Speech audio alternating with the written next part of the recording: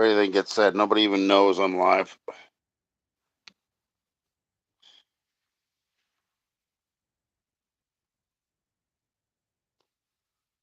Uh, all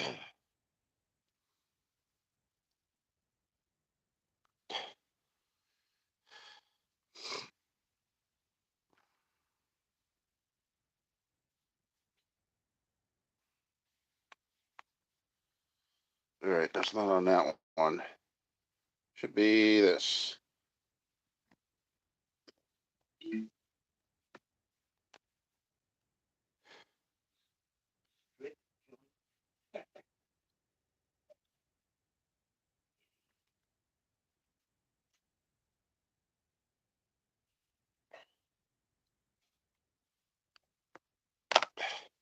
Maybe we won't get anybody. Who knows? It might be too late. Maybe people are sleeping.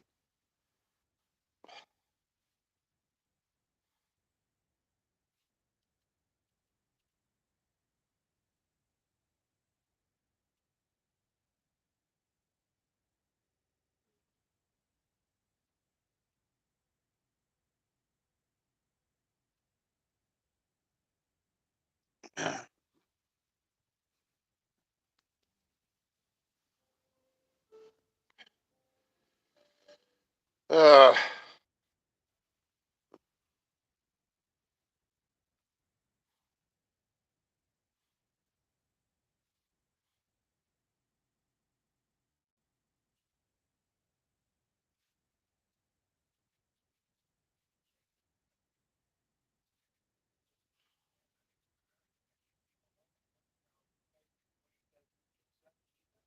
ooh, cold up for you?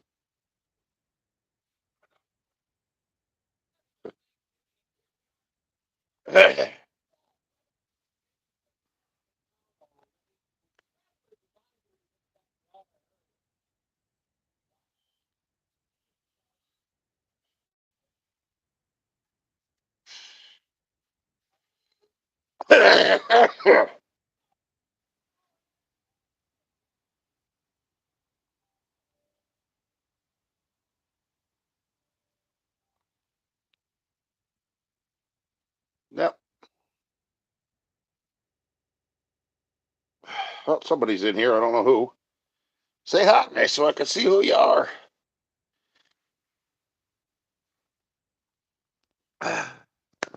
Unless, of course, you're somebody that's blocked, then that's a different story.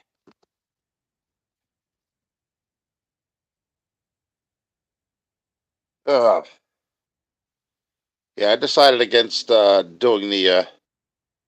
Hey, hey, Tony, how you doing, buddy?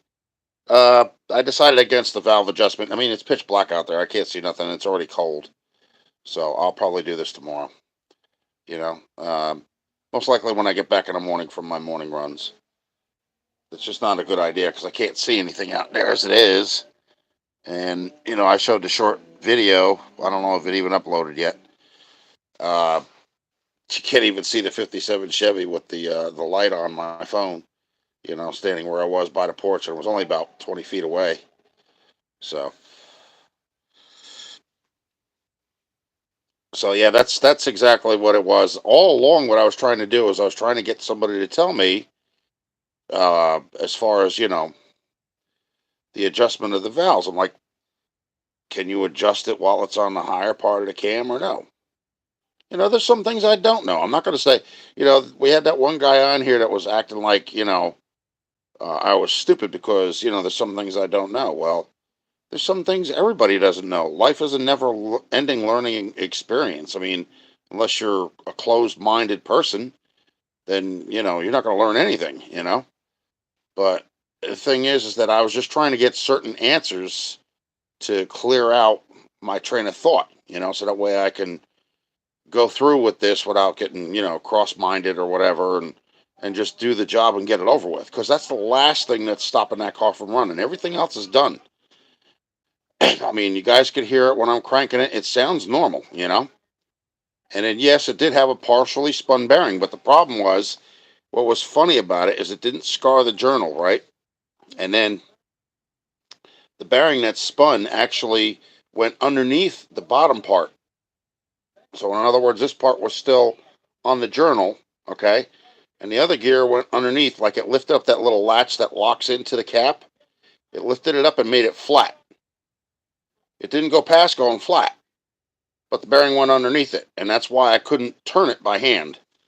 But it would crank very slowly by the ignition, so that's why I stopped. I figured, before I do any more destruction to this thing, let's see what the hell's wrong with it. And that's why I took the oil pan off. And then when I started taking the bearings out, I could see that they were worn the hell out. So that's when I went on the hunt for trying to find the bearings, and no auto parts store had them because they were old stock.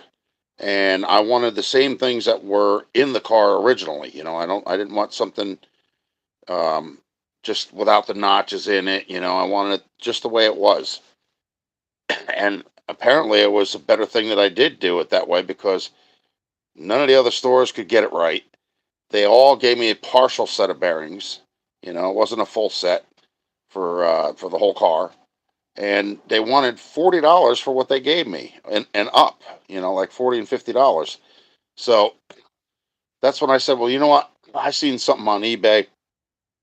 Let me go take a look at them. Let me see if they're exactly like the bearings I have. And sure enough, Federal Mogul without sealed power, and that's what they were. They were the original new old stock. In other words, they were never fitted to a car and taken back off and said, oops, they don't work. I guess I'll put them back in and they could sell them to somebody else. I'm not into that. I want something that's going to work, and I don't want used stuff if I'm paying full price for it. So that's where that went. But after I get them, adjusted, the valves adjusted, then there'll be no problem. That's the last thing, like I said, that's holding me up. Is just getting this back to, where it's supposed to be timed. There's nothing wrong with the timing chain. Everybody keeps telling me to take the water pump off and switch the timing chain from, what is it? The bottom gear going to 12 and the top gear going to 6, and change the top gear and put it to 12 and then drop the distributor in at 6. I'm like, I don't want to confuse the hell out of my mind. You know what I mean? I'm used to doing it one way, and it's always been 6 for the bottom and 12, or wait a minute, no, 6 for the top and 12 for the bottom. See what I mean? So, I mean, everything else, mechanically inclined as far as that goes, I know a car. You know what I'm saying? I mean, I don't have to have the engine yanked out in order to work on it. I can do it while it's in there. The only problem is I was never able to show anybody me really doing anything because there was times where it was very trying, you know what I mean? And I didn't want to sit there and use a whole bunch of profanity, F this and F that, because I have a trucker's mouth. And I have the trucker's attitude too. Like that one guy that was sitting there snapping at me the other day. What the hell was it? Rocker Pat or whatever it was. He's sitting there telling me, "Oh, you're not welcome on my page unless you apologize for me because I was helping you out and you misbehaved badly." I'm like, you know what? Let me tell you something, pal. I'm 50 years old plus, and I'm like, if you're going to sit there and trash talk me, you're going to get trash talked right back. And if you're going to sit there and have an ego about it, it ain't going to work for you, you know? So, but, and then he turns around and he's telling me, well, I'll just troll you. I'm like, yeah, well, you're not welcome here either unless you apologize to me for belittling me and talking down to me and disrespecting me as an adult.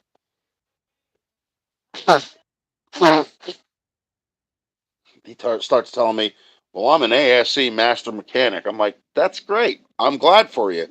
I said, I never claimed to be any kind of a mechanic, but I do have mechanical abilities. Some things like pistons and valves, which you can't see unless you remove the head. I'm not a mind reader. I don't know where the hell these things are. It's just trying to track it down and put it in a certain place so that way I can put things back together. You know what I'm saying? Like one person was telling me, well, in a lot of the intake valleys, you can actually see, the cam and stuff. Not in a 57, you can't. You can't see nothing. You know, and it's really kind of hard to tell when the actual valve is up on the cam. Unless it's like locked in, and it doesn't move. But I think they may have been too tight. Because if you can't turn the push rod left and right, there's I think it's too tight. So, and then what I'm going to do is I'll do each cylinder. I'll do one at a time, and I'll make videos of each one of the cylinders as I do them. And what I'll do is once I get done adjusting them, if they need adjustment, is I'll put the compression tester that I put in the other video that I showed. I think I showed it. Uh, it's right here. What I'll do is I'll just take the compression tester, go through each spark plug hole, and of course now everything falls the hell out, right? Uh, see, that one goes there, and that one goes there. I'm here in the wrong spot. Well, we know what one that is. That's for the actual car that I have, but try and see if we can see this. It's a cheap one, but it's a good one. It's a Harbor Freight, but it's got. You know what? Let me just lift this up. Oh, that's. It's got all the fittings and the hoses and the gauge and the release button and all that other jazz. So, what more do you need when it comes to that? And then I also got one of those double flaring tools too. So, like, if I have to do brake lines, the hell is wrong with this thing? I hate working with this phone. Um, so if I have to do a brake line or a fuel line, or even if I have to do like a vacuum advance line, going from the distributor to the carburetor, so be it. At least I have the tools. And then, of course, we have Chris from Busted Radio Garage. I got a couple of tools from him. I think it's like a screwdriver and Allen wrench set or something like that.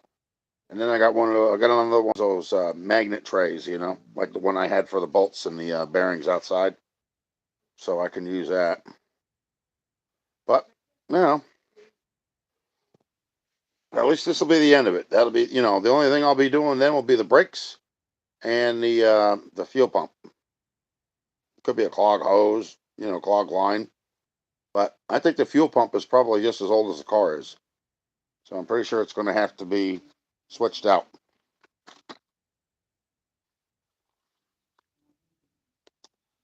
So what are you working on, Tony? Oh, what happened?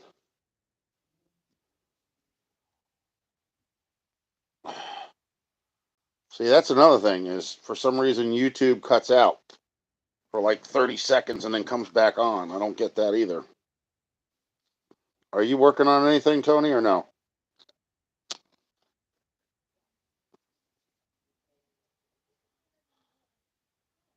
Oh, 56, just a year off from mine. What are you doing to it?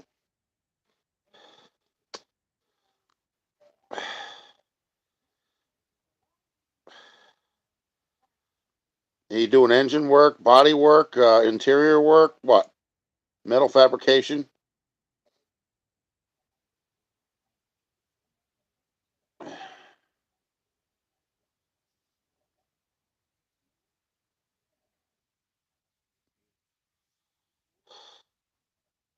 Did you ever see the 57 when I first got it, Tony, or no?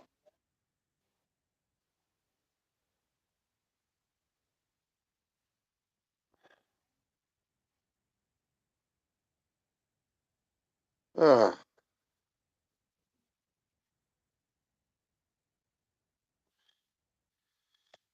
So we got two people in here, but the other person ain't saying nothing.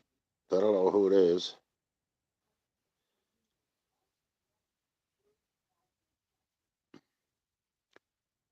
I'll tell you, yesterday was really weird too because I actually woke up all day. I didn't eat a thing all day yesterday, and I went to bed. I didn't even eat dinner. I just like didn't feel like eating nothing. It's just like I came home, and the only thing I had all day was like I think a couple cups of coffee in the morning. That was it. And I just felt like I was blowing up like a big balloon. Like water buildup or something. I'm like, what the hell is this? So I tried to see what it was like. Because I hadn't done that in a long time. I used to do that when I was married. Oh, really?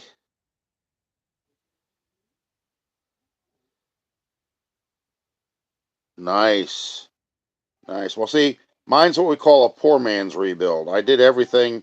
As far as the connecting rod bearings are concerned, I torqued them all down to 35 foot-pounds. And they're all in correctly. They're notch to notch like they're supposed to be. And I did the double roller time and chain and gears. Of course, we questioned that about 1,000,001 times. Me and some other people on here, like I didn't know what I was doing, but I did. And then what it was the pistons, uh, the rings, the valves. The intake valves needed to be replaced, but you know, I look at it this way. I was trying to keep the car as original as possible. There's still 6 original flat top pistons in there out of 8. So it's only 2 and 3 that actually have valve release. Everything else is original. But there was nothing wrong with them because when I had the heads off, I actually had Marvel's Mystery Oil in there. And, it didn't drain or anything like that. So I was like, apparently they were good. Now, what was really weird about this car was the odometer says 61,344.1. Because point one is the one with the white background. That's the way they did the old cars. DMV was so freaking stupid, they titled it as 613,000 miles. And the last number is a mile, too. you know? So I have to go back to DMV with the title, and I have to have them change, the mileage, because it says prefix 1, which was the original owner. That means the first owner. I'm the second owner of that car.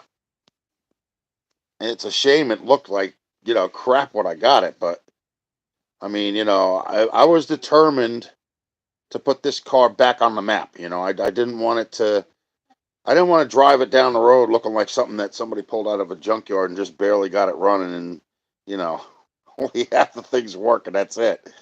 So that's why I'm doing everything to it. Like the headliner, the old headliner was so thin. It was like you could sit there and go like this and touch it and your finger would literally go through it. That's how weak the old headliner was. I mean, and then, they took all the cosmetic stuff out.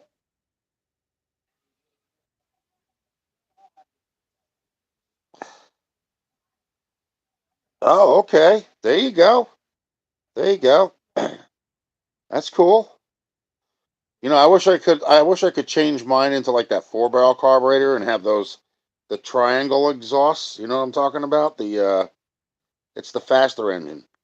It's still 283, but you know, they had a certain like a triangle exhaust manifold. You know what I'm saying? Well, that went out. I guess that's the end of me smoking that. Uh, yeah, but I also have, like the other thing was too is a lot of the parts on this car are the original. They actually have tags and number stamps on them and everything else, and I've actually researched all of them. And it was the funniest thing that the guy that actually had this car, he won't even talk to me anymore because I think he knew. You know what I'm saying? But he made a video where he came out and he opened the back door of the car, and some of the moldings and some of the broken door panels or ripped door panels were on the back seat. And he lifted it up and he goes, "There's no car left." And he goes to the front and he looks in the front and there's no door panel on the passenger side. There's no horn ring. There's holes in the dash. There's no Bel Air trim. There's no clock, no radio, nothing. And they took the horn cap, the ring. They took the bow tie badge that goes on the turn signal bar. They broke the turn signal bar. The hell was it? They took the lenses off the turn signals. The only thing that they left was the headlights and the engine, really, and the steering wheel and the seats. So the door panel that was on the passenger side didn't even have the molding, to to try and make another one. I had to make the molding myself, and make it work. So, but the headliner was actually that was not that hard. It was hard, but it wasn't because all you got to do is measure the distance between one pole to the next. You know what I'm saying? And they're not all the same size. They're all different lengths. You know. And then you have to make sure the length going, from driver's side to passenger side is long enough.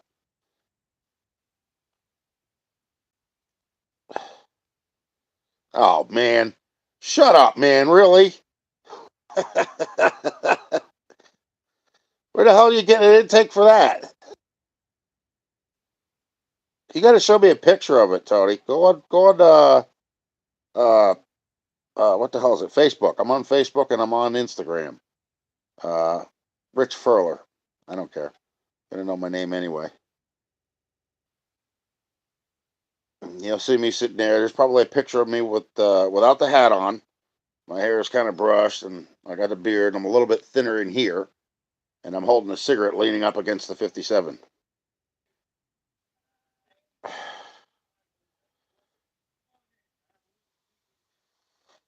So send me a picture so I can see what it looks like. Oof. I don't know why I do this every time I get in here. Ugh. It's like some damn stupid yoga move or something that I'm doing. Put my freaking leg up underneath my other leg and then it falls asleep.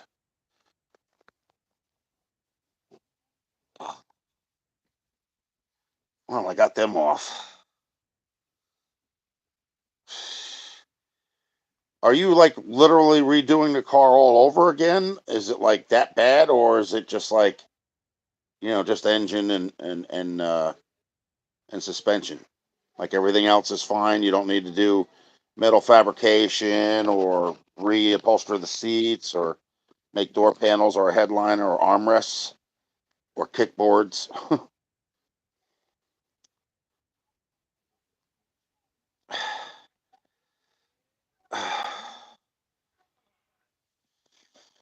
Because I still got to do the kickboards. Um, yeah, for underneath the dash, and I have to do that little quarter glass on the back doors, well behind the back doors, the little piece that goes around that, and then I have to extend a piece of vinyl so that goes all the way down in the bottom of the window and spreads out, like the V or Y or whatever upside down. And then I have to make the middle pieces, for dividers for the front door and back door. Then I have to put the rope in, because I got rope for that car. Believe it or not, it's blue, but I don't care. I mean, literally, if I wanted to turn it turquoise, I could just take some spray paint, hang it from an extension cord or a clothespin. You know what I'm saying? Just lightly spritz it over the top of it, change it from blue to turquoise.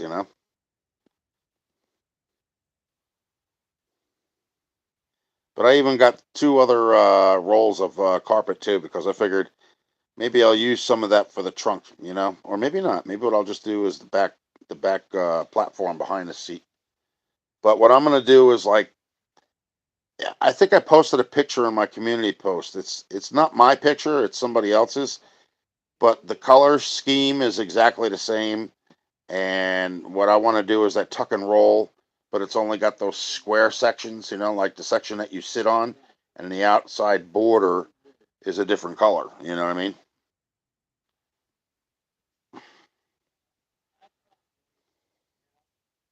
But my biggest problem is trying to find those big, what do I call it, mother of pearl buttons. You know what I mean? Like they had on them old cars. I thought they would have had them at like a hobby shop or something like, not a hobby shop, but a crafts and whatever. But I didn't see anything in there either. Nothing the same size anyway. So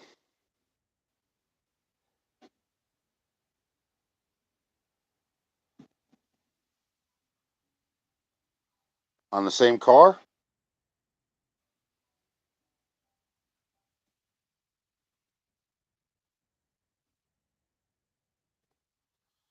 what went wrong the first two times?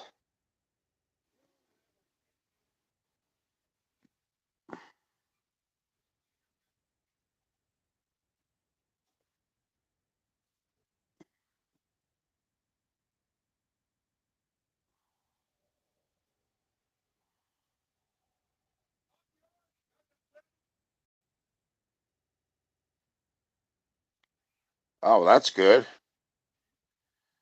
Well, I've only had mine for about 3 years, but I bought that damn thing sight unseen, and I had him dolly it all the way up here from. It was almost in New York. It was in an aircraft hangar.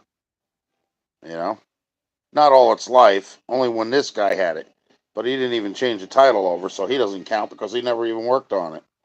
He said he didn't even start turning wrenches on it. So I was like, oh, okay. Then he comes up here with it, and he tells me it doesn't run. I'm like, oh, really? And you know what's going on in the back of my head? Well, he probably, if he didn't work on it and he didn't wrench on it, there's a good chance that it does run. He just doesn't know it, you know? $32 for yours? When was that? In the caveman era? Damn. No, I'm only playing, but like, why so cheap?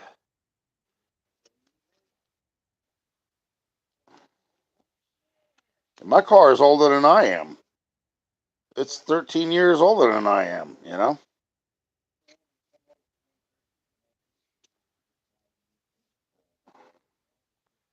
Yeah, but you know, here's the funny thing though, Tony, all right? Like I'm always into like the two doors as well. Like most of my old cars were two doors, you know. And I always told my brother when I was younger, you know, my father, we were always talking about cars. I said the only car that I will ever allow in my driveway, as far as a muscle car is concerned, and it being a four door, would be a '57 Bel Air. That's it, nothing else. And I never knew I was going to get one of these. You know, my last car was a '67 Charger, and I thought that was rare. But this is even harder to get yet. You know, these are not that easy to get, even though there's so many of them out there. Usually, when you find them, you pay a high price for them, and there's nothing left to them because they've been cannibalized. You know, that they took everything off it. I'm like, yeah, just what I wanted is a piece of junk that they almost, came so close to crushing. And got rotted frames, you got rotted floorboards. I don't want to work on something like that. You know what I mean?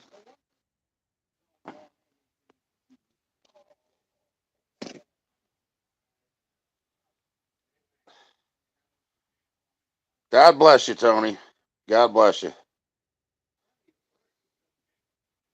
That's what I'm saying. Like, after my heart attack and everything, and my stent in my arteries, and this all happened because I quit this cold turkey 2 days beforehand.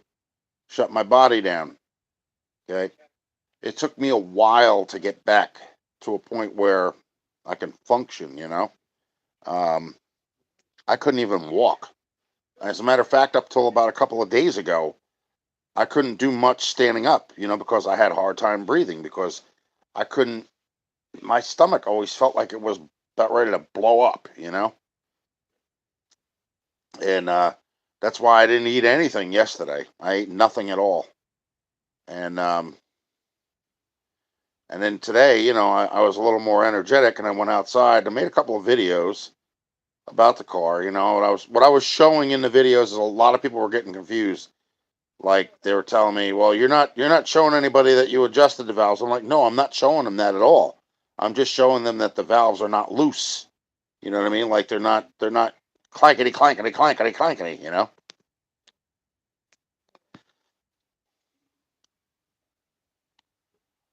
Plus, the arthritis, the lower back problem. I like I said, I'm supposed to. I forget what the hell I call it. There's some name for it.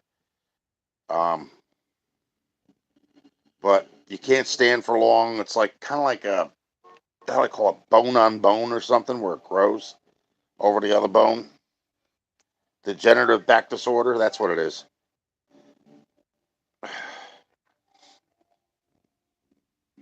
And I think that's what's causing me having problems breathing and not having a very, high level of energy anymore. Like I try like when I eat, I try and eat right. You know what I mean? Like I make chicken without, the skin on it. I'll boil it. A lot of people are like, ew, that's gross. And I don't use salt. I'm allowed to use pepper, you know. But the problem is sometimes I get so lazy that I don't just want the chicken. I want to, make something else. So what do?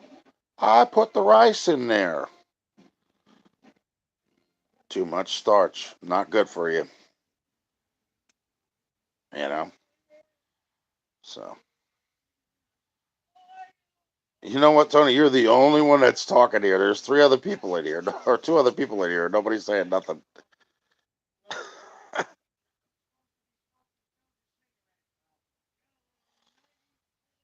Oh God, it's like the third time I've watched this movie today. Grumpy old men. They were good actors. The guy that played the coach for Rocky, and then what was it? Jack Lemmon and Walter Matthau.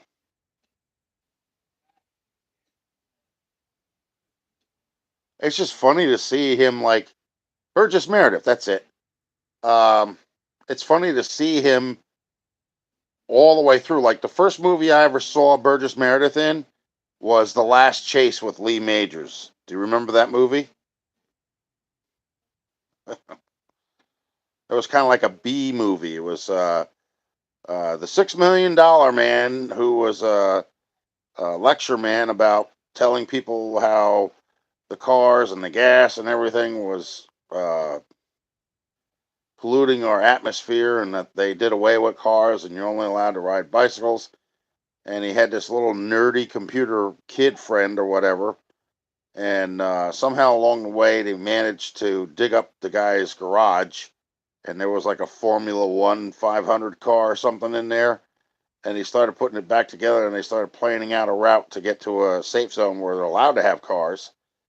And Burgess Meredith set up all these laser traps and had one of those World War One fighter planes or World War Two fighter planes, you know, the one with the teeth on the side of it and all that other stuff, coming after him and trying to knock him out of the equation. Ultimately, he made it to the safe zone. So, but that was the extent of the movie. You know, I have a lot of old movies like that. I even have one you probably heard of, Tony.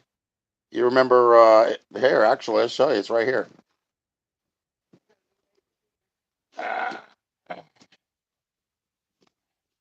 Now, this movie scared the hell out of my mother when she was a kid. Do you remember that movie, Tony?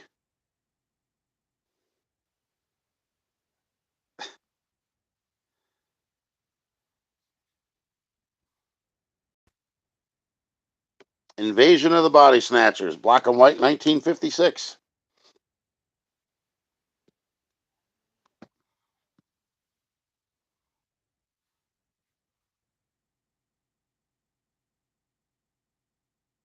Yeah, that movie scared the hell out of my mother.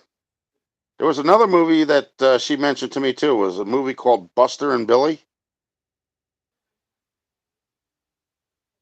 I never seen it. She's seen it when she was alive, but she probably saw that when she was a kid.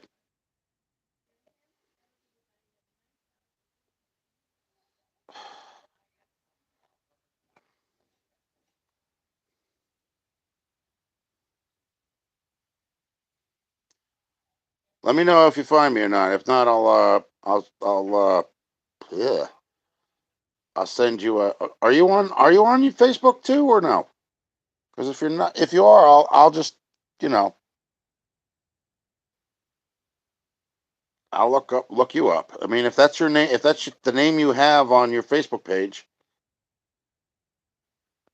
I'll look you up. I'll look you up, and if I do find you, I'll just send you a request. Okay.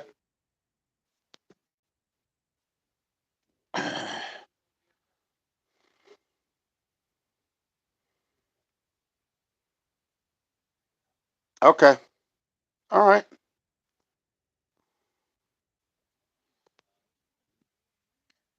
It'd probably be easier for me to look you up anyway. It's not a common name that normally gets displayed on that. So, nah, this pen don't write.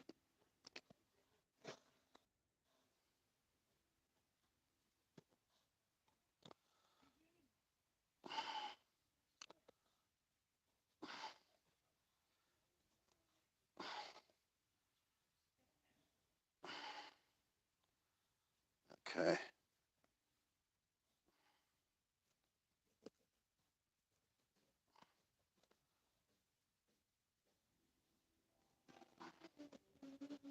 All right. Yeah, because what I was thinking about doing was like taking the measurements that I know about as far as like door panels and stuff like that, and maybe possibly making them for other people. You know what I mean? Because I mean, I can get the fabric and I can do the door panels. I can also do the armrests. I even have that displayed in my community page.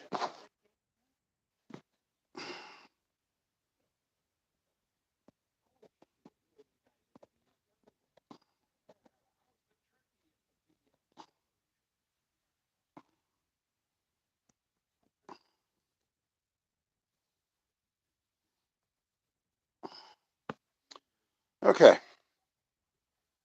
That way, that got your name written down. I can look it up as soon as I get off of here. Uh, well, I don't have my phone hooked up to anything here, so I could just walk around with it. Yeah, say I'm watching a movie.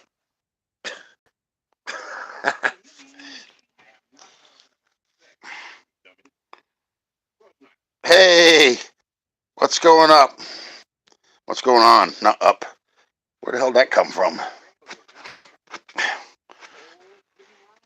Oh, crap. Get my old fat butt up.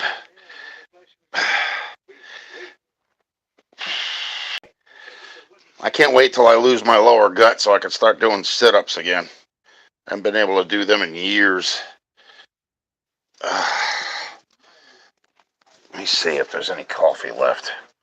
Yeah, it's just on. That's from this morning. It's been off, so it don't have that burnt taste. Thank God. See, I was thinking about doing a couple of raffles too. Like I have, you guys have heard of what is it, Grease Monkey Garage? I can't do this in the can't see it in the shady area. So let's go over here. You see that?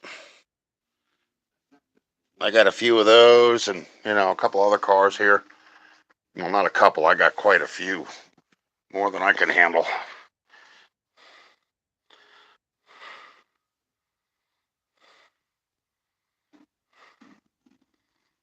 Yeah. Well, when I look up on FB, I'll send you some pictures. I mean, I don't know if you've seen them on my profile. I mean, the ones that I made, they're exactly the same way that they were made in '57, the same pattern design in mind. They just have to be pulled tighter, in order for it to fit around the board. Fit around the board tighter, and then it'll be fine. But it's not hard for me to make them, but I just have to have the measurements of the actual door panels. Like, because if you have a two doors are longer than four doors. Oh, you did see them. Okay. Did you see the headliner?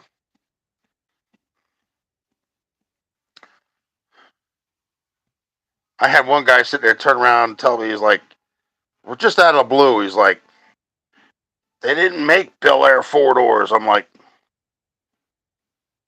um, did you just crawl out from underneath a rock?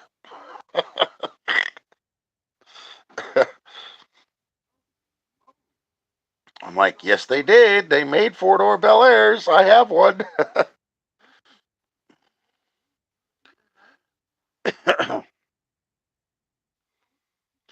Hey, Shuffletown, what's up, man? How you doing?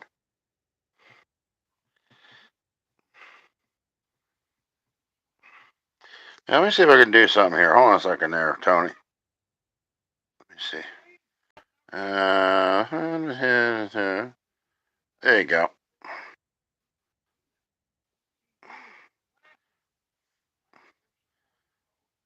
Okay, now say something, Tony. Let's make sure you got it.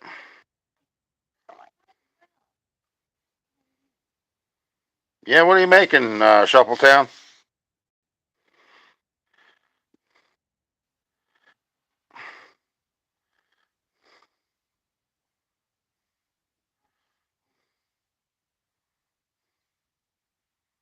I got a big meal I got to cook for me and my brother. Thanksgiving. I usually do that every year. I have to buy probably just about everything except for the bird. Um, Stuffing and sausage and nope. I don't need sweet potatoes or yams. I have those. I have Brussels sprouts. So I have to go through what I have and what I don't have. But I usually make homemade mashed potatoes. I'll make my own pie. I make my own cheesecake. I make the turkey, all that stuff. The stuffing. I have my mother's recipe, so I make her recipe every year. My brother, he's big too. He's a couple of years younger than me, but he's bigger than I am. So width and height. So,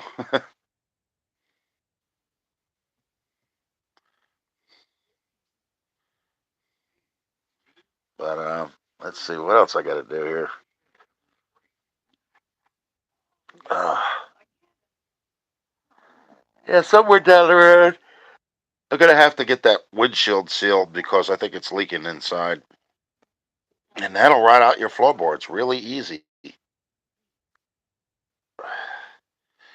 The last thing I want is those floors to look like Swiss cheese, because I've seen another '57 wagon at one of those really cheap, car places or whatever, and the whole undercarriage looked great, but the floors look like Swiss cheese. Hey, Roland, how you doing there, buddy? 53 Bel Air. Okay. 53. I thought they only started in 55 as a Bel Air. Two door and four doors. It doesn't matter. The thing is, like I said, a lot of people make fun of it because it's a four door. I'm like, well, you know what? If I really wanted to, I could do the two door conversion. It's a lot of work, but I can do it. You know. I mean, I actually have the two door side fins. The panels that you put on the side that says Bel Air on them. I have them for a two door. Plus, I have the ones on the four door. So, and I have some other parts in here too. I forgot what, but I do have something. The doors out there. The glass panes didn't work. I tried to take them apart. I guess they were too brittle or whatever. They started cracking as soon as I took the molding off of them. So, think about the only thing I'm going to save off of that is going to be the vent windows for the from the doors, that I have out there. Maybe the window cranks or something like that, and the regulators. But that's about it. I'll probably wind up cutting the metal from the doors and using it to patch mine up. You know,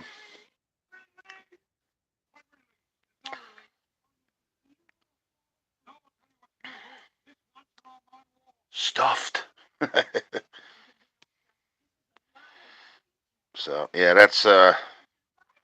but that's pretty much that's it. That's all I have to do. I just figured, well, if I couldn't give you guys, some some content, if you will, by doing the car, at least, we can all sit here and chat and you know shoot the what for a little while. Because I know everybody's got things to do and they don't want to be on here all night. So,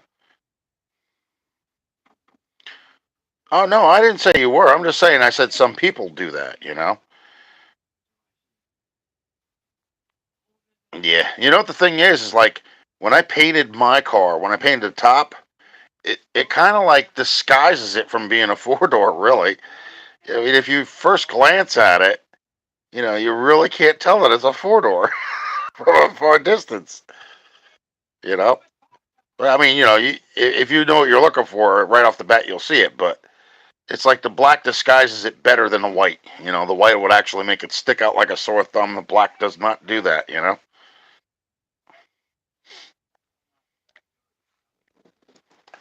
So, and I wanted to be different anyway. Like everybody that has their car that's turquoise and everything, they all have it white. And I'm like, nah, I don't think so. I think it would kind of look kind of stupid if I did that with white.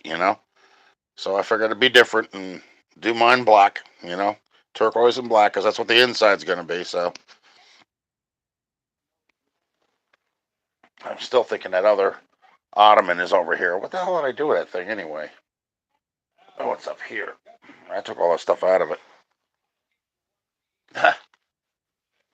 There you go. Look. You know what that is, don't you?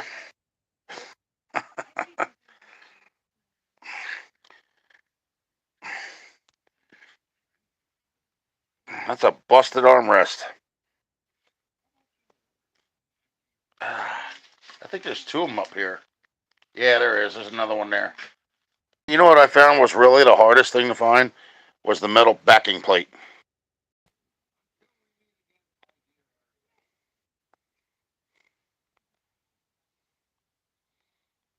What clings to the ceiling? What the heck is this?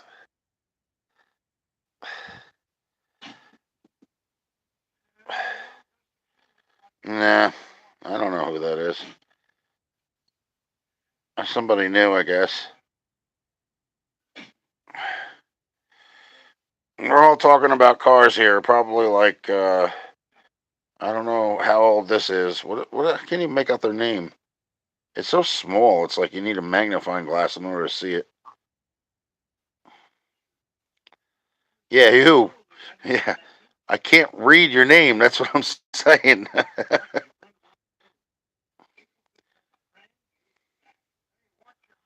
Oh, that's all right. Ain't nothing wrong with that. Everybody's welcome, unless of course they start acting, inconsiderate or whatever, or being rude or obnoxious. Then I just like don't have patience for that. You know, I wouldn't do that to somebody else, and I don't want them doing it to me. That's all. Yeah. Okay. Oh, we got 7 people in here. Who else is in here? We got all these people in here. Nobody's saying nothing.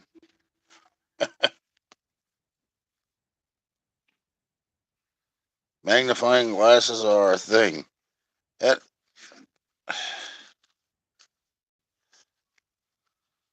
on the yeah, and the lobes.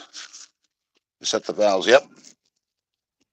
Running a solid lift. See now, somebody told me Jeff. I think it's Jeff from Two Hacks Garage. He told me that those are what they call flat tappet hydraulic lifters.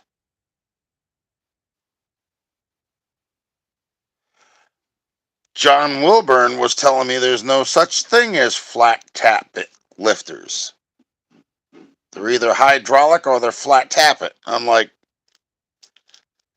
okay. And then I just started figuring, well, if I'm going to take word from a guy that doesn't even have a car to work or film on, and not pay attention to somebody who's actually worked on cars, has actually had their car down the straightaway, 68 Thunderbird, and went up against Mr. Beep Beep, poor boy's garage. I think then maybe I need to have my head examined. Now Jeff he's been really good. I mean, he has. I'm gonna tell you right now. What my hold on a second. With me seeing things backwards sometimes and not getting the full gist of everything, I was really getting on his nerves. And I wasn't trying to, but that's just. I mean, yeah, I'm not stupid. It's just that people read things or see things backwards. That's what my problem is. Okay, so unless I'm literally focused on the thing at hand, my mind floats. You know what I'm saying? Like it doesn't stay in one place. I mean, I can concentrate on doing things. But there's some things that it takes a little while for me to get it. I've always had that problem when I was younger too.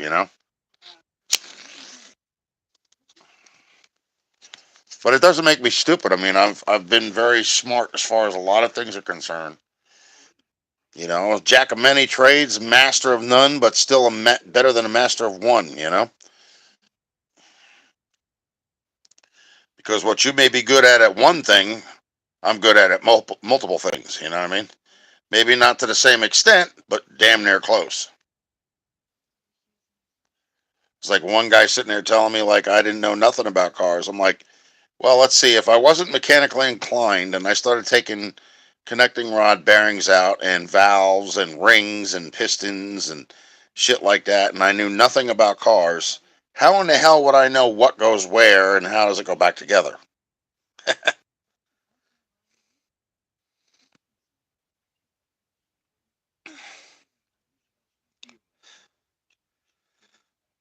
Mm-hmm.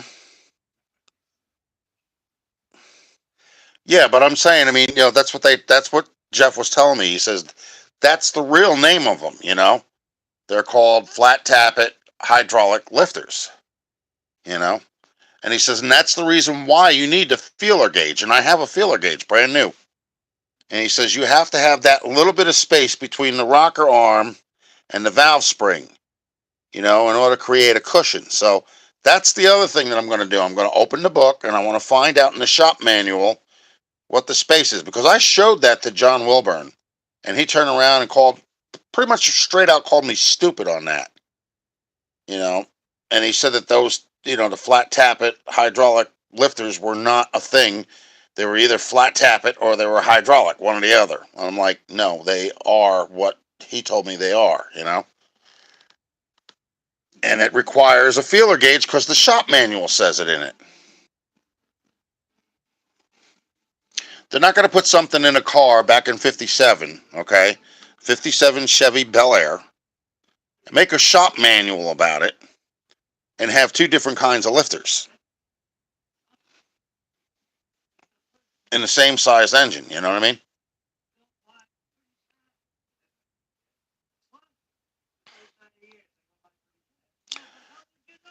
I think the outer case of them is solid, but there's like a cup inside, but there's a metal piece that blocks off, you know, the area, so that way when the push rod goes up, you know, it's not keeping that inner part of the lifter open.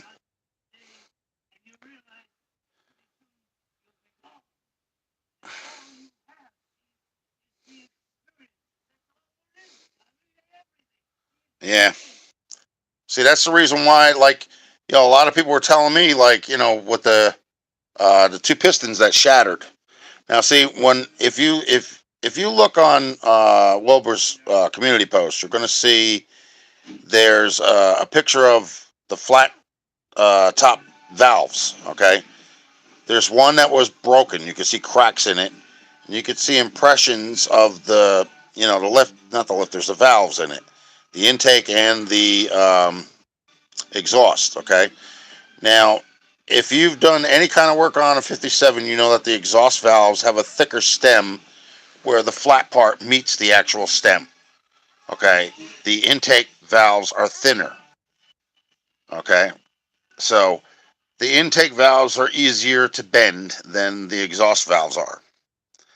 So what I did was I took them out and I just rolled them in between my hands like this, and you could see the top wobbling. You know what I mean?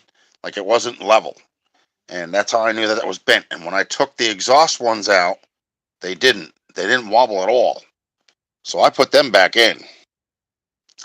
And he's also posted on on his page that I finally got the 57 Chevy running. He's showing a picture of the car when I first got it.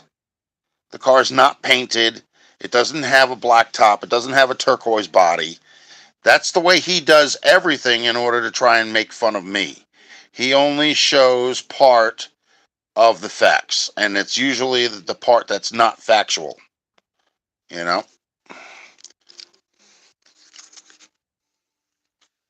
Yep. That's what I figured. I got a brand new one over here. I think it's right here on the thing with all my other tools. Hold on a second. I think put it right over here with my other stuff. I got all these tools over here on this pinball machine. What the hell was that? Oh, knocking something else over. That's nothing new.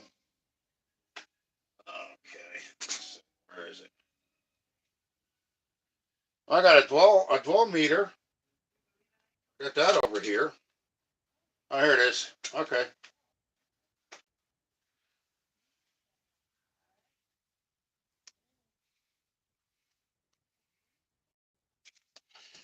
Okay. It's an old one, but there's my dwell meter.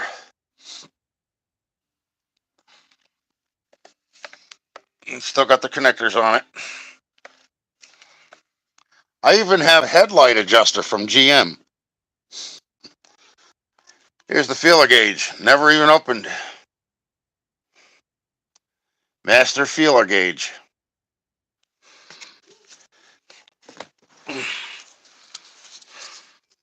So I'm going to have to use those because I want to make sure the points are set right, and that they're firing right. And then I want to make sure that there's enough, clearance between the rocker arm and the valve spring stem. Because that stem sticks up just a little bit past the top of the springs because you got the keepers below the spring cap.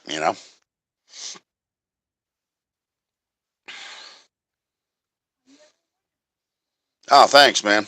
That's old, but it's still. You can see the meter is not froze or anything. It's a dwell and tack meter, so it has both of them. I got like 6 timing lights outside for the car.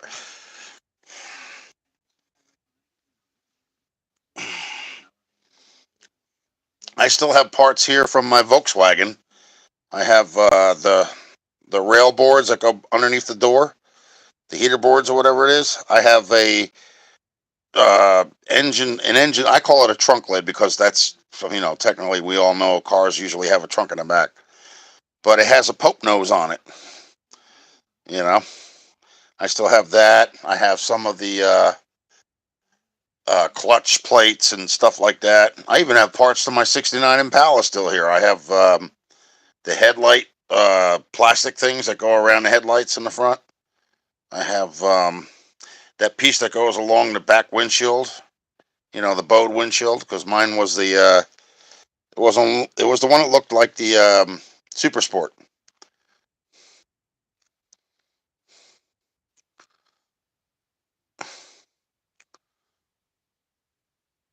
Yeah. Ah, come on, man. That's just a collection throughout the years. Like that's just something that I went out and bought. I had a torque wrench. I have one, and I think it may be the same company that made the ones that I have now. But I needed one with the swivel end that would give you a little more leverage so you can get back there up against the firewall with the head bolts. And the one I had was too fat and bulky. I couldn't get it back there. No matter what I tried, it wouldn't work. So finally, I decided to go and borrow one from one of the mechanics at the job that I work, because they got to fix the vans all the time. And they know I've been working on this. They've been following me on YouTube as well.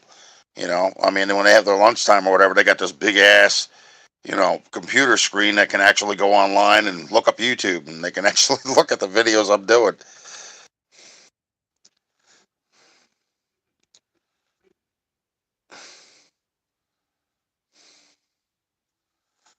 Oh, oh wow, okay.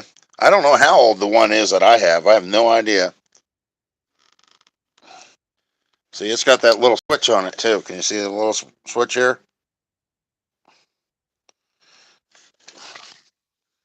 And then it's got just the negative and the positive connectors. I got to clean them up. They're a little bit grungy looking.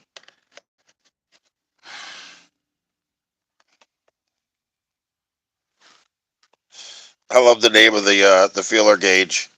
OEM.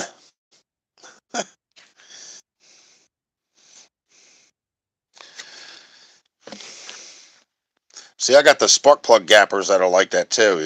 You find out how far you got to go. Tactile meter, yep. Yeah, I wouldn't say that this one's far off from that, Tony. I think it's pretty damn close. Hi, Bethany. How you doing? Welcome to my live stream.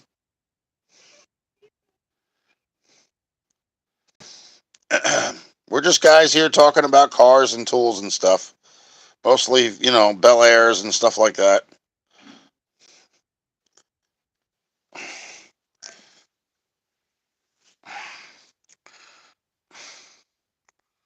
Smaller dwell meter, but it's blue. I got to find out what I did with that. I know I have that headlight adjuster for. It's a G. It says GM on it, General Motors. It's a big plastic box, and it's got all the stuff inside of it. You know what I mean? And it's for adjusting your headlights. I don't know how old it is, but I know it's old. And it only does the adjustments for the round headlights, so you know it's old.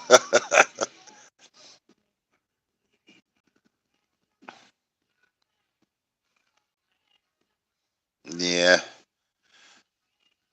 Oh, so anyway, yeah, that's. I also have a what is it? A double flare tool.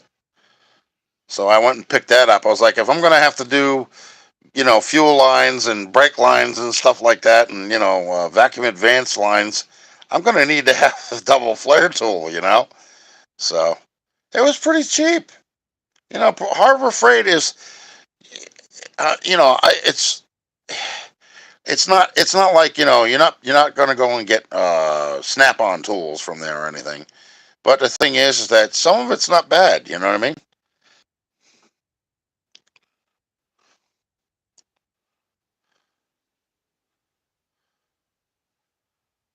A rubber mallet. What do? You hit the gas tank with it? See if there's anything in it. Nah. See, what I'm talking about is, hey, what's up, Chris? How you doing there, buddy? You know what? I got to make you. I got to make you a mod. No, let me see. It switched over when I did that. Hold on. There we go. All right. Now say something, Chris. Let's make sure you got it.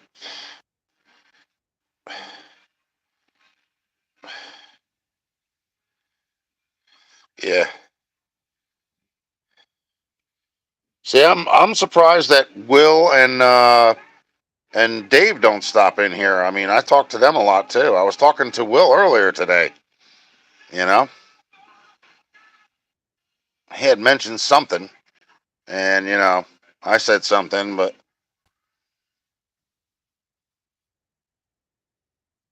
oh, I mean the pump inside the tank. You're talking about like a newer car, right?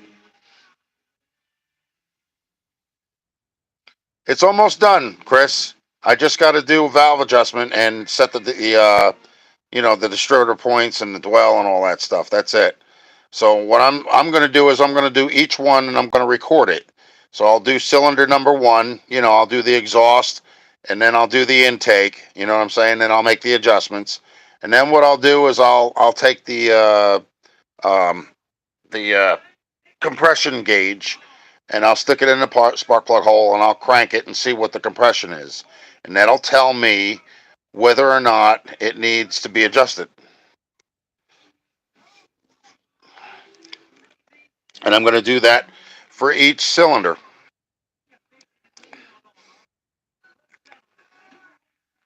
You will, but you know what? I still got to do the interior work. I still got to do a fuel pump and the brakes. The brakes, for some reason, there's something wrong.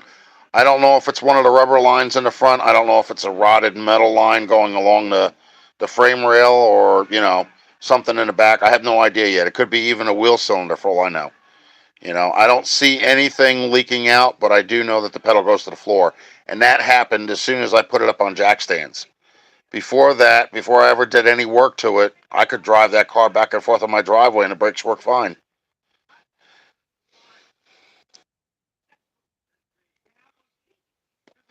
It's been up there for 2 years on jack stands, almost 2 years. But I've done a lot of other things to it other than just doing all that engine work. I did the body work. I did the paint. I did, the painting on the top. I did door panels, armrests, headliner.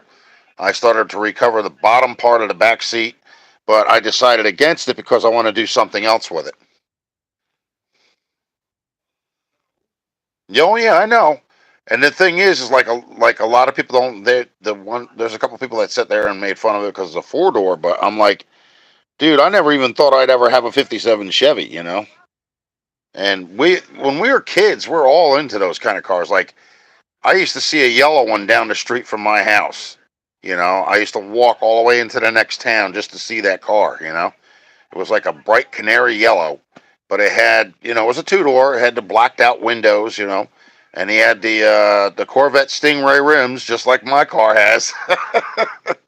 I put the 8 wides on the back and the regulars on the front, to give it that nice stance. Don't need no hijackers or anything like that. I don't trust those things anyway. They're made so cheaply with the hose. Like I don't feel that it's going to hold the pressure, you know. And I was showing them the tools, some of the tools that I have.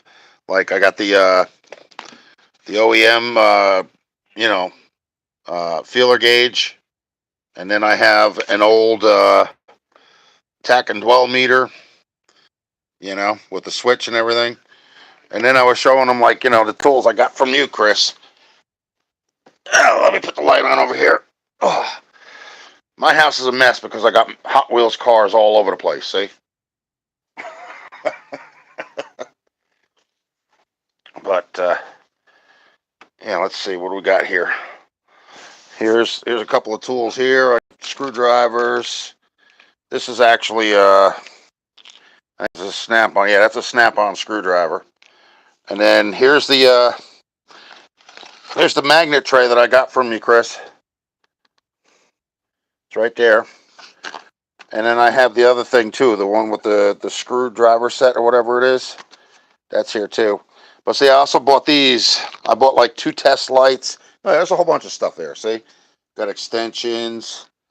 Um, I got soldering tools. I got test lights. There's just a whole bunch of things that I have here. Here you go. Here's the other thing that I got from you when you had your giveaways. Still got my name on it. See?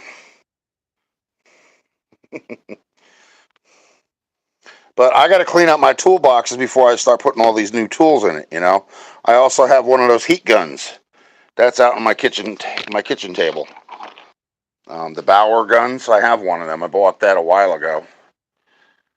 But what I do need is I need a really good valve spring compression tool. The one that relieves the valve spring.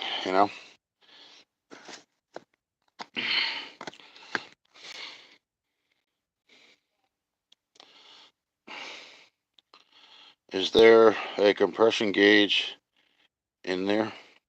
Yeah, I have that right here.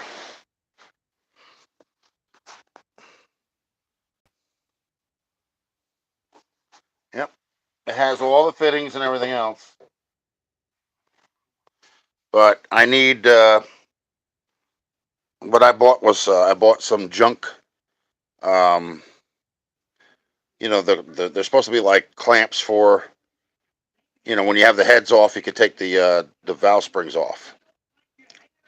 It locks in and pushes the spring down so that way it releases the keepers. So that way you can pull a valve out.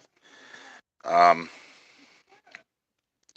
but the ones that I bought, they were so cheap that they actually started spreading apart, and they wouldn't keep any pressure on what I was taking apart.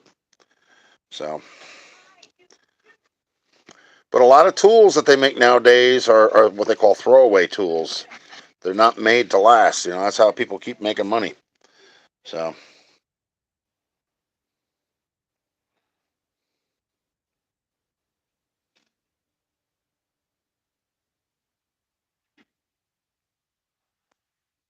who are you talking to? I don't even know who this guy is. What do you mean? How much can I deadlift?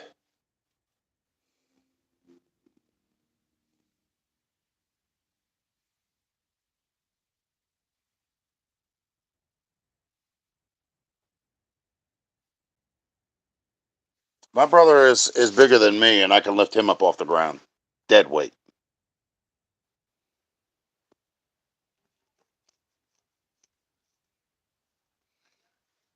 Like he could be relaxed, and I can lift him up off the ground.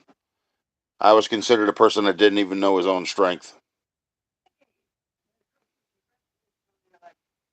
if that's what you wanted to know. There it is. Anyway, so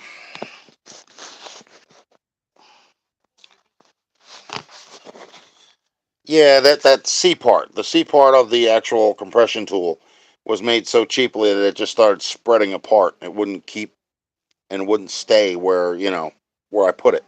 So I had a really really hard time getting them out. You know, plus the fact that they didn't have domestic sizes. Like half inch, 9/16, 5/8, stuff like that.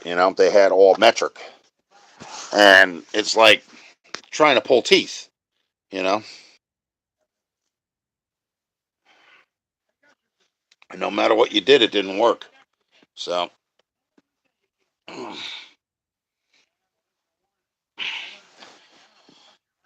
see. I actually after those two I still have here. I'm thinking maybe I might be able to put them in a vise and somehow pound them back close to the area where they were. Yeah, that's what I was trying to look for, but they wanted too much for it, and at the time I had like no money, and I don't want to sit there and I don't want to beg people for tools and shit. That's not what I'm about. I mean, everybody's like, "Yeah, but you got a house. You're not poor." I'm like, let's see. When you're paying 1870 a month in a mortgage, and your truck payment is 455 a month, and your credit cards are over 300, plus you have a cell phone bill, auto insurance, electric, and food. Hmm. Add that all up. So yeah, and you're doing it by yourself. You know what I'm saying? Like, and you're over 50 and you have physical limitations and you've been to the hospital because you had a heart attack and you have a stent in your artery. I get tired of saying it, but it's just like, a person's not going to understand that unless they've been down that road. You know what I mean? You can't do hard labor work. And then what little you can do, it's very limited to a certain amount, period. Yeah, well, when I was married, everything was fine, but my ex-wife didn't work anyway. She quit her job as soon as we got the house back in '04, and I divorced her in 14 because she had every social disorder you can think of, and I wasn't going through the violence crap again with her. I had already been through that through my childhood, and I never put a hand on her, and she had no problem putting her hands on me. And if I ever did put my hands on her, believe me, she wouldn't have walked out of this house.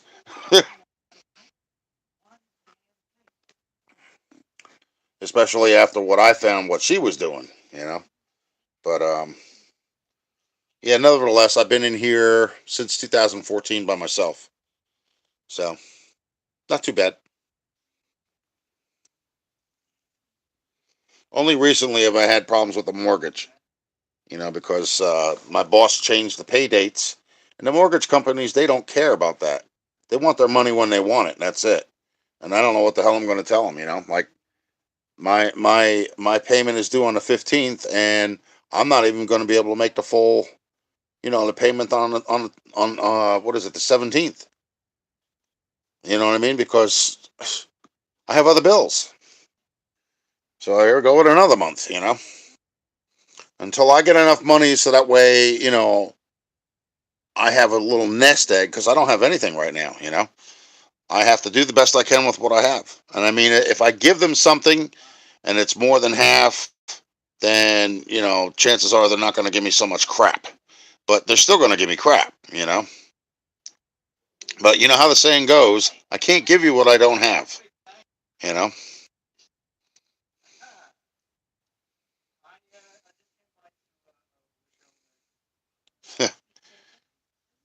Thorazine, yeah, well, My ex-wife, she was taking Prince Valium and Wellbutrin and what the hell else was it? She had a Molotov cocktail for a person that's massively bipolar, and she was not obtainable upstairs in the brain. You could not reach her no matter what you did. And here's the worst case: she was 10 years older than I am. So right now she's 64, going on 65.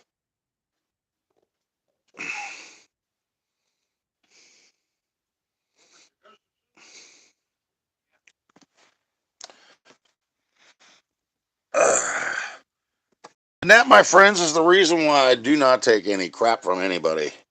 I mean, if you're decent with me, I'm decent with you. But if you're gonna belittle, degrade me, and condescend to me, and you know that kind of stuff, I don't play that. Mm-mm. Nope. You don't have to flaunt who you are in order to be friends with me. But when you start rubbing it in somebody's face and you're trying to make them seem like they're smaller than you are, and they're really not, you know what I'm saying? Then there's a problem there. Apparently it's the problem with the person who has the ego trip.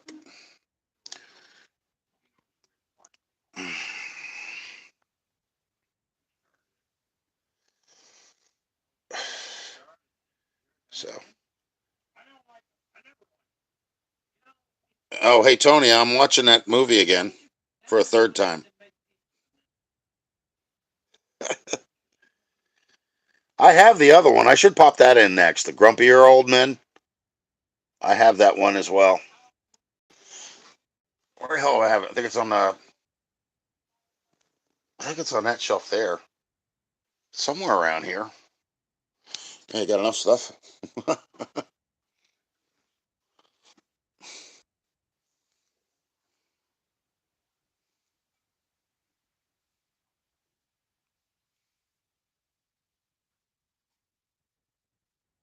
Oh God. Oh my God. Well, I mean, after some of the things that I found out about her, I'm glad she's gone because she was never faithful anyway. I found her cell phone. I still have it, and she did some unsavory videos for a guy named Pasquale, and it had a timestamp and a date and his phone number and everything else. And I was like, well, if she's that much of a barfly floozy, then let her go. It ain't worth it, you know. Death Race 2000. Oh man. All right, let me have a thumbs up. How many of y'all have eaten dinner already? I've already had mine earlier. I made what was it, hamburger, and I mixed it with stuffing, and I put cheese in it and mixed that up. That was pretty good. It was a nice little dish.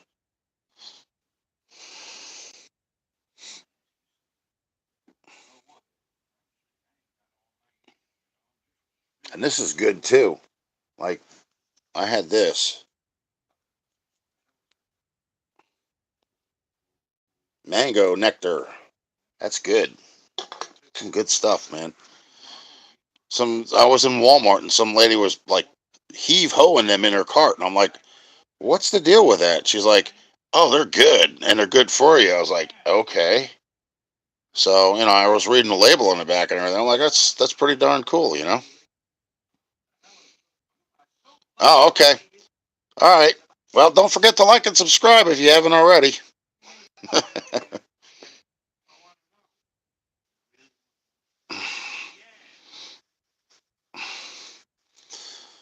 Okay, so we got what, 7 people in here? Well, I got 6 thumbs up.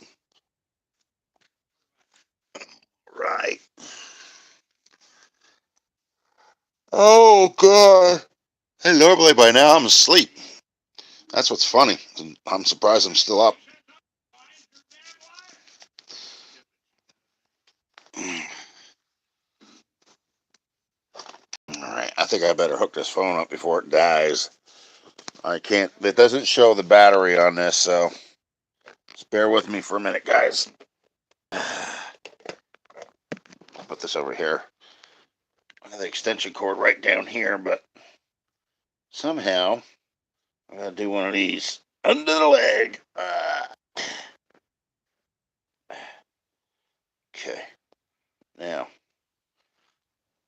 here I am with that yoga move again. Why the hell do I do that all the time?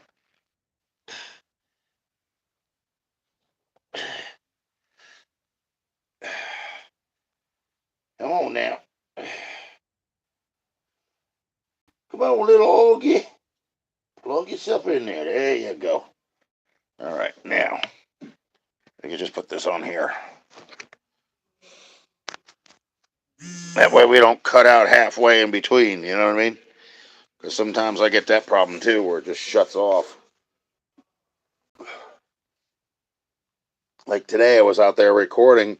I had gotten halfway through what I was trying to show, and all of a sudden, I'm looking at the camera and it just goes, bzzz. I'm like, what the hell, you know? So I had to do everything all over again. Hey, Renegade, how you doing there, buddy?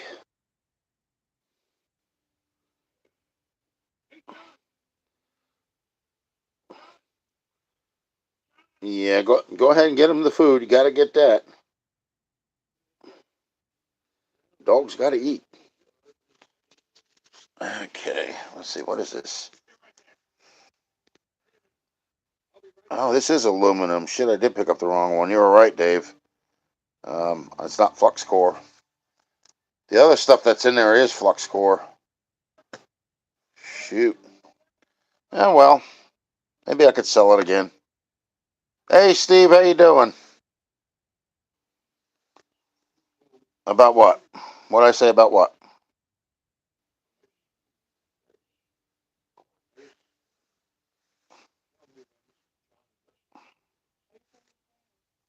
Oh. Well, actually, what we're going to do is I'm actually going to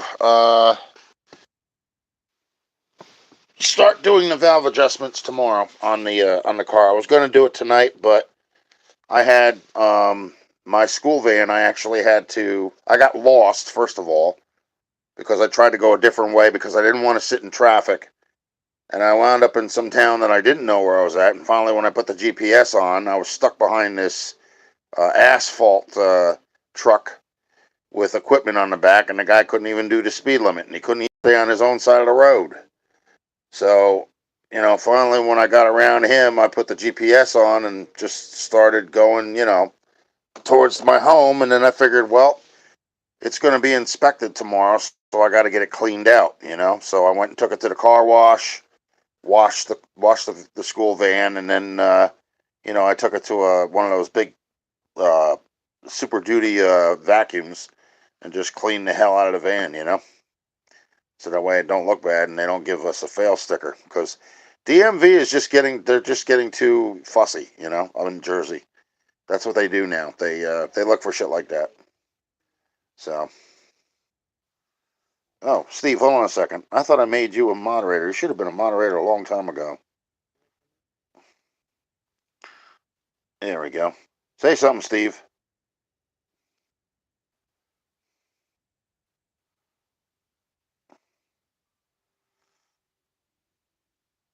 Steve, say something so that way I know you got it.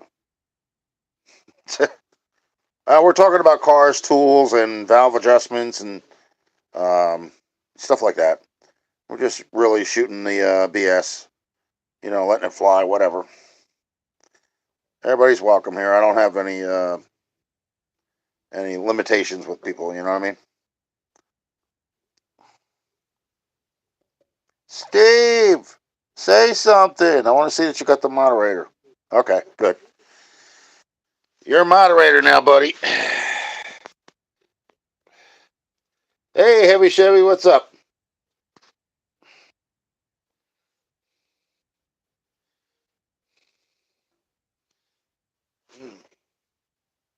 And we're just sitting here shooting the breeze, talking about cars and tools, and I'm talking about valve adjustment that I got to do tomorrow or start doing tomorrow. So I got my valve my compression tool right here for tomorrow. And then I got my tack and dwell meter, and then I got my feeler gauge. So I'm set for tomorrow. I just got to start it off. I'm going to turn the engine by fan until it starts on the exhaust valve. And then, once it comes off the exhaust valve, it's going to go on the intake valve. And, I'm just going to work them up from that. If they need adjustments, yes. If they don't, or they don't look like they need adjustments and they act the same, once I get done with the valve or the piston itself or the cylinder, then what I'm going to do is I'm going to put the compression tester on there. And if I get anything above 90 psi, then we're good. You know what I'm saying? Now, I know that sometimes they fluctuate a little bit. Even if you have them done by an auto mechanic shop, they're not always going to be perfect 110 or whatever. So that's out of the question. Plus, if you remember earlier this summer when I had the car running, okay, yes, after I put the new timing chain and the pistons in and the valves in, that's when it ran. It ran for like 30 seconds or whatever, but that's because I had fuel pump problems. Okay. Um, they weren't all 90. There was like a couple of them that were 90. There was one that was 100. There was another one that was 75, 85. And I've seen, uh, like I watch Dylan McCool. I watch Vice Grip Garage. I like watching DD Speed Shop because he does a lot of the Tri Fives. Even though some of them are like, I can't believe he even bothered with it, but he does. Hack or no hack, I don't care. I just like how he does things. His approach to it is just like, who cares? And I'm going to do this whether it's the last thing I do or not. You know?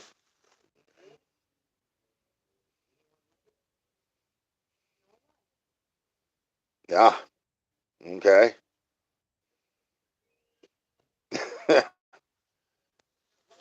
So, but when I came back from doing the van washing and everything, it was pitch black out, and it started getting cold, and I was like, you know what? I don't want to disappoint everybody, but at the same time, I don't want to get sick either being out here. So, and with my immune system being compromised and everything else, it's just like, nah, not worth it. You got to have your health. If you don't have your health, you've got nothing. No matter how thin it is or how minuscule it is.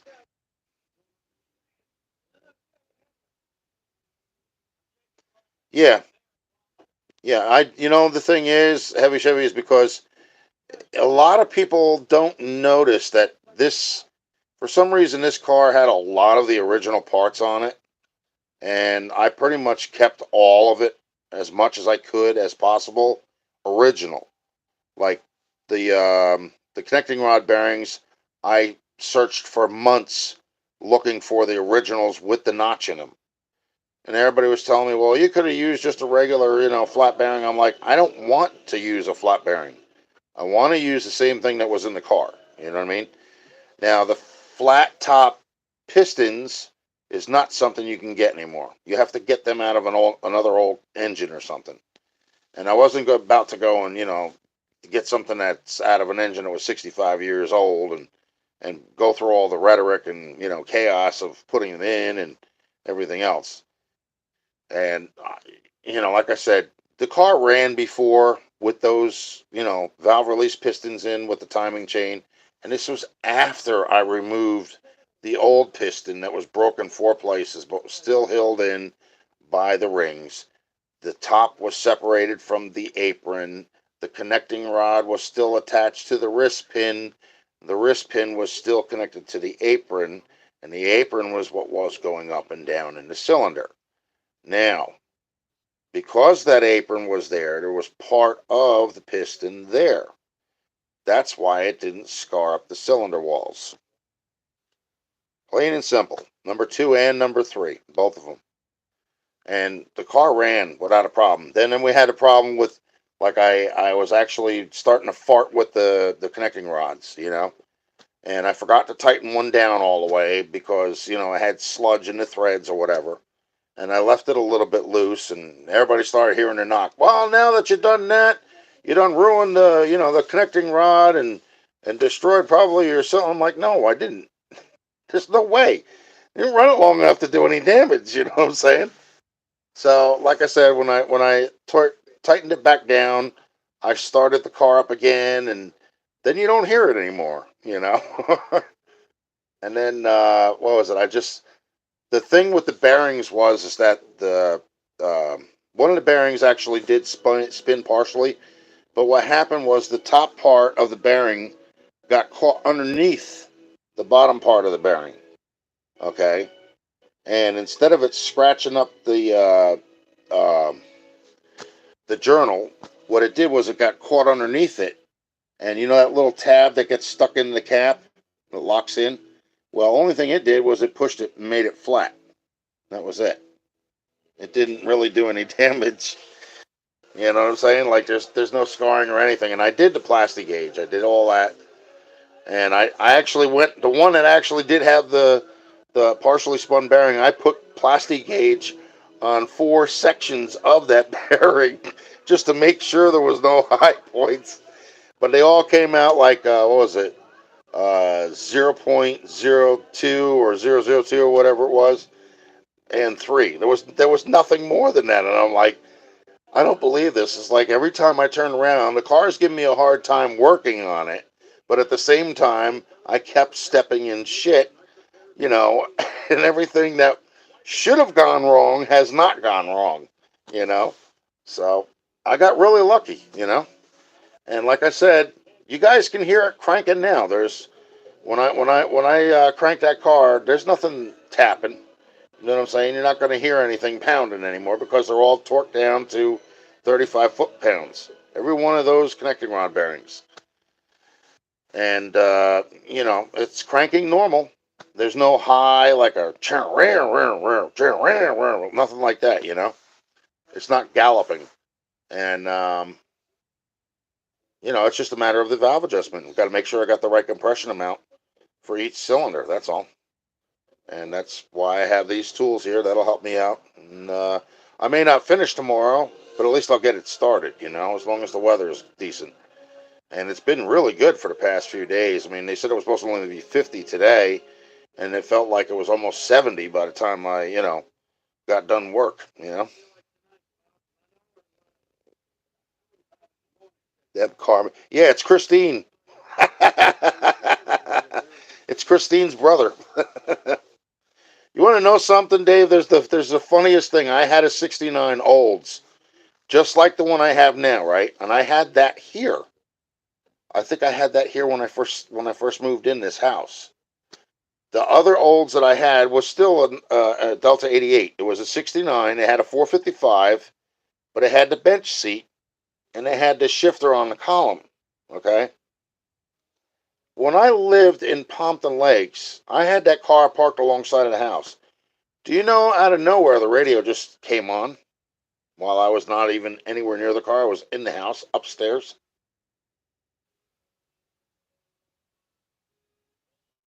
Yeah, we'll see what it does here tomorrow. I mean, I'm considering the weekend to be probably a washout. Usually is, you know.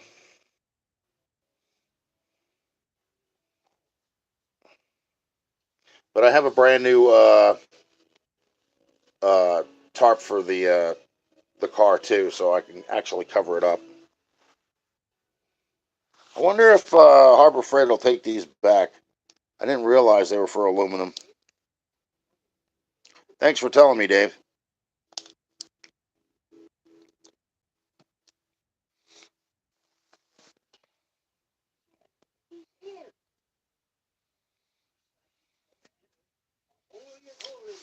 I don't think there hasn't been anything with the 57, but other than the fact that it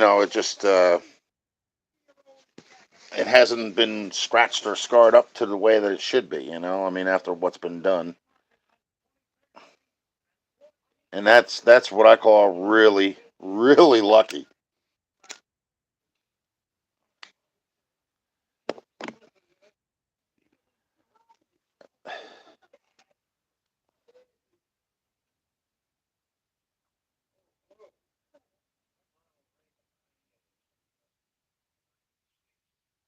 The two-door.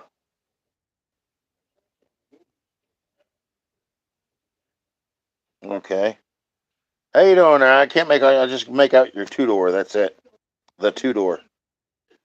Welcome to my live stream. I'm Rich, and we're just here talking about Chevys and '57 Tri-5s, and engine rebuilds and body work, and suspension redos and a whole bunch of stuff.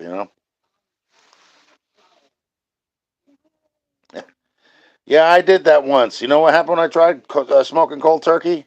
I had a heart attack, and I wound up in the hospital for 6 days. So that's why I went back to smoking.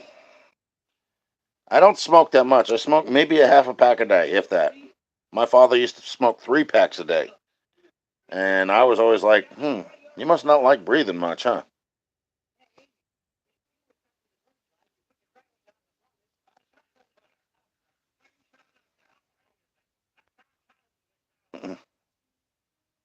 So, well, we're at an hour and a half.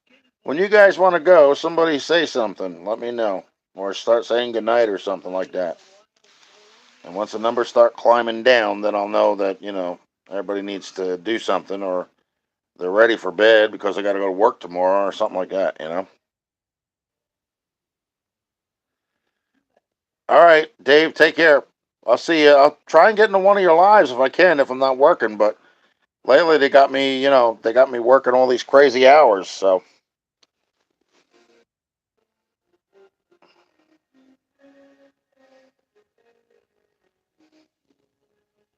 mm,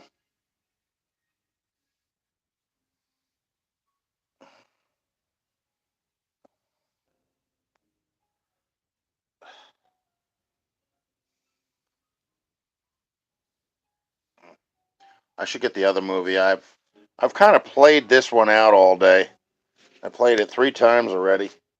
See, I don't have cable. I have DVDs and VHS. I don't believe in cable. If I want to use my internet or whatever, I'll put this on hotspot and I'll hook up my PS5 to the TV and just, run a wireless thing. That's it. I got enough stuff that I could actually watch TV forever. There's one movie right here. The Blob, Christine, Fright Night, and what is the other one? The Seventh Sign. Then you got stuff like this. I got the whole season, every season of this. 2.5 Men. I got Hill Street Blues. I've got so many things, not even funny.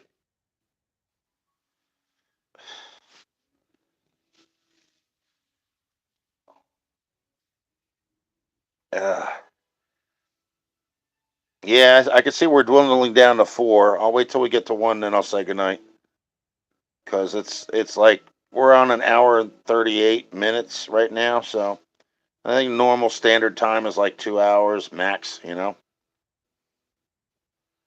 Digital antenna. You can get 25 free channels where I live. Oh yeah, that's. I think you can do that with an antenna too. Like I can do that with my hotspot. I could put my phone on a hotspot and I can actually get like all crazy channels on my TV in my bedroom. So you really don't need cable. Cable's like an outrageous priced. I guess a lot of people consider it a necessity, but it's not really a necessity.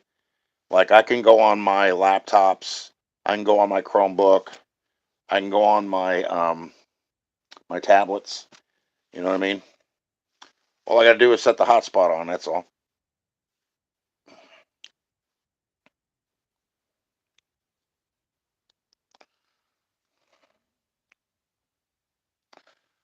Well, Jody, if you're new here, like and subscribe because I put out a lot of videos. A lot of them are short, but um, for the longest part, it's been working on this 57 Chevy, and it's getting ready to come to an end because I'm getting ready to do the last thing that has to be done to this car in order to get it running again. Bringing a 65-year-old engine back to its former graces, and it'll be running like a brand new car. It only had 61,344.1 miles on it to begin with, but when you let a car sit from 1976 and people start cannibalizing parts off of it and everything else, and it sits outside in the weather, all different conditions, hot, cold, snow, rain, hail, all that other stuff, metal starts to deteriorate. It starts to go away. That's why, like, the 57 that I have, the behind the rear doors, where the wheel wells are, it started rotting out where the wheel well and the floor meet up. So I have to do that body patching, and then I have to do a little bit of patching inside. Um, what else was it? Oh, the bottom of the doors were rotted, so I had to actually cut the rod out, and I had to fabricate new metal. But what I did was I put pop rivets in it for now. But the whole point between the pop rivets is just for it to be in place, so that way I can weld the seam. You know what I'm saying? And then I'll go back with a drill. I'll drill out all those pop rivets, and I'll just weld those holes shut. Then grind them down, and I'll prime them. And I might have to use a little bit of. Here's the thing, JB Weld or JB Quick. I don't use Bondo. I don't like this stuff.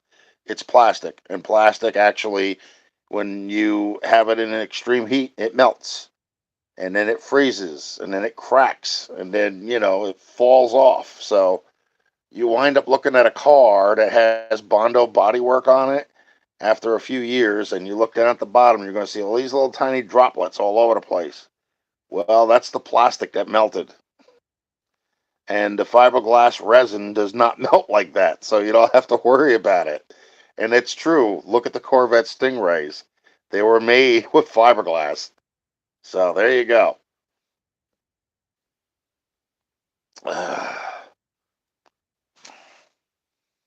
And let's see what else. So I got to do a little bit of metal fabrication on it. Then I got to recover the seats, and I got to finish the kickboards underneath the dash, and the little quarter glasses in the back. There's like a little piece that surrounds them. Oh, and then there's the poles that go between the front and the back. So I got to do that. I think one of them actually has one of those light switch for the dome lights. For the dome light, I have the dome light too. That's still up there above the headliner. So I have to cut that section out. But I want to make sure that they're level on both sides, so that way when I do the tucking under and put the new rope in, it's even, and there's no, I don't have to pull it tight or whatever, you know what I mean, in order to make sure that there's enough on one side and also enough on the other. So I'm doing everything. Now, see, where I got my experience at is kind of different, because when I was younger, I worked in a body shop. We took apart Pontiac Fieros, and we took apart Knight Rider era Firebirds, okay? And we took them apart right down to their unibody constructed shell. There was nothing left to them. Both cars, they're the exact same thing. They're just a smaller version of the Firebird. That's all. And then I worked in a couple of tire places, and I worked in a couple of body shops for bus companies. I worked in a couple of garages, and that's where I got my mechanical abilities. I worked at a place in Elizabeth, New Jersey called Vision Systems. And the last job that we did with that reupholstering company was a place called La Casa Maria Restaurant in King of Prussia, PA. We redid all the booths. We did all the tables. The part where people put their elbows on the bar? Well, that was padded. And we did all the bar stools all in one night. So that's where I got my reupholstering experience from that. And there was a guy in Wayne, New Jersey, who did canopies for buses, and those were the double-decker tour buses, the red ones, in New York. And we also did Texas canvas boat covers. They were snap-ons. I still have snaps out there for that kind of stuff. So that's where I got my experience for reupholstering. Painting was from the body shops. My mechanical ability was working in garages and stuff like that. So that's where I'm mechanically inclined. I don't claim to know it all. I'm not an AS certified mechanic, but I'm not stupid either. Hello, Michelle. How are you? I'm seeing names in here I haven't seen before, so please do me a favor, like and subscribe. I've got over 600 videos. Most of them are short, but some of them are long. Well, that's good. You got to be good, right? Just deal with everything one day at a time. That's the way it's got to be, Especially with this economy and the way things are going. So, no, I got to switch movies because this I've been watching this one too many times today. I want to see the other one. I have both. What is it? Grumpy Old Men, and then I have Grumpier Old Men. So I think I have that one on the shelf over here. Oof. Yep, there it is. Okay. Dick Dastardly and Muttley, Wacky Races, Home Alone, Home Alone 2, Kelly's Heroes, Dave Chappelle, March of the Wooden Soldiers, War of the Worlds, SpongeBob, Hill Street Blues. What the hell are these? Silver Lining. I don't know what that is. Something pack. Salem's Lot, Goonies, Jaws, Panic Room, Talladega Nights, Men in Black 1 and 2, The 40-Year-Old Virgin. Let's see, what was it? Scarface, Goodfellas, Terminator, and Tropic Thunder. Enough movies.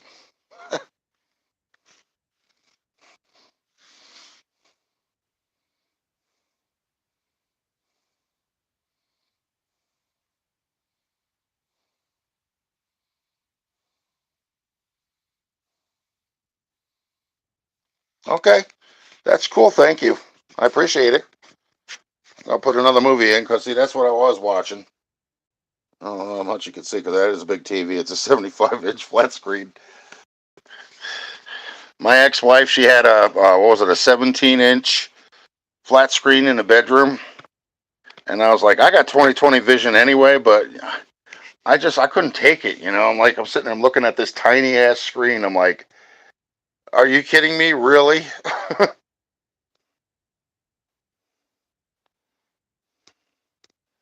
Yeah. I don't know if this one's scratched. I hope it's not scratched. Let me see. What did I do with the remotes? Jesus. I just had them a minute ago. I ain't gonna be able to play nothing else until I find them. Oh, here they are. Yippee skippy. Drippy dippy pippy. Okay, let's take that one out. Where's the cover for that? Because I don't want to leave that somewhere or it gets scratched up either. I can put that in this one until that movie's over, and then I can find the other one, I guess. Oh, it's right there. Okay. Very good, grasshopper. All right, put that there, and put this other one in here.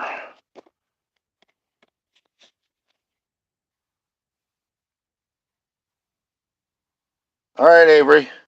Let's see you.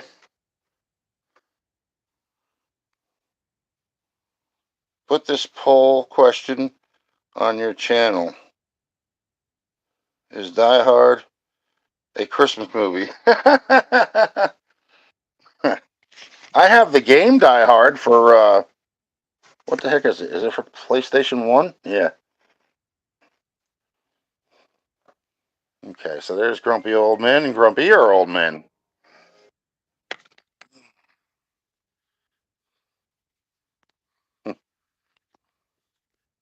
I'll have to figure out how to do that kind of stuff. You know what I mean?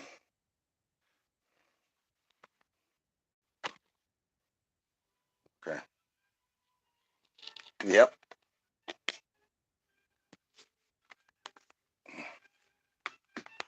Yeah, everybody's like, Well, you better keep that down because if you get any copyright strikes, you're going to be screwed. I'm like, I'm not playing anything that actually has any copyrighted material, you know? You got to remember, Jack Lemmon and Walter Matthau are gone. So is Burgess Meredith. He's not around anymore either, so.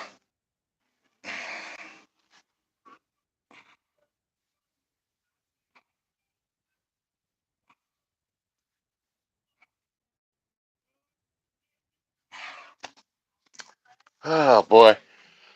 Okay, what are you down to? We're almost 2 hours. All right, everybody. I think I'm gonna shut this down for the night. This was just like, I wasn't even planning on doing it. I just figured, I felt bad because I couldn't make the content about the valve adjustment because I had to work late. And I remembered that my vehicle has an inspection tomorrow, so it's got to be cleaned up. And I had to do that, and that's what really destroyed everything. So, but yeah, I'll be doing a live again. And, I'm going to be doing that valve adjustment tomorrow, starting it anyway. And I'll be recording each one of them and showing the outcome of the amount of compression that's in the cylinder for each one. So that way you get a general idea how it gets done and how it's supposed to be done. All right. Everybody that's in here, if you're still in here, I'm not trying to kick you out, but I'm normally not up at this time. I usually go to bed because I wake up at 3 in the morning, and then I make my coffee and go to work. So, the fun size carrot, what's up? Who's this other one? Jody, if you're gonna have a good night. Yes, you too, Jody. Everybody in here, thanks for stopping in. I appreciate you, being here. And don't forget to leave a thumbs up and subscribe to my channel, okay? And I'll see you very soon. I'll be back on here. I'll probably be back on here on Friday night after work, But I deal with special needs children, so I drive them to school and I drive them back home. I used to work in the school districts too. And then I used to work as a PCA. PCA is a patient care associate. I did that for 15 years, taking care of the elderly. So, yeah. Now that I'm becoming elderly, there's nobody here to take care of me. So guess what? Oops. Good night, everybody. We'll see you in the next one. Have a good evening. Be safe. Bye bye.